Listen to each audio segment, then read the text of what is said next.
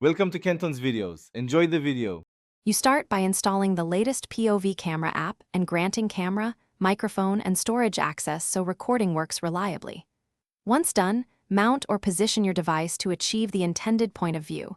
Make sure framing matches 16, 9, or 4, 3 for your delivery.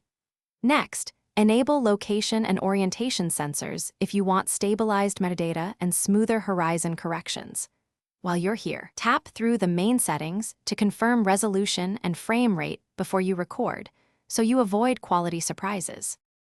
You now configure the core recording options. Choose resolution and frame rate, 30 or 60 FPS, then set bitrate to balance image quality against storage. Next, enable image stabilization and adjust audio input levels. Turn on wind reduction when outdoors to prevent audio distortion. Make sure file format and autosave are set to your workflow, and enable backup to cloud or SD card so you never lose footage. As you tweak these, watch the preview and adjust exposure or white balance for consistent results. You should begin by recording a short test clip to verify audio sync, exposure, and framing. Review immediately and adjust levels if necessary.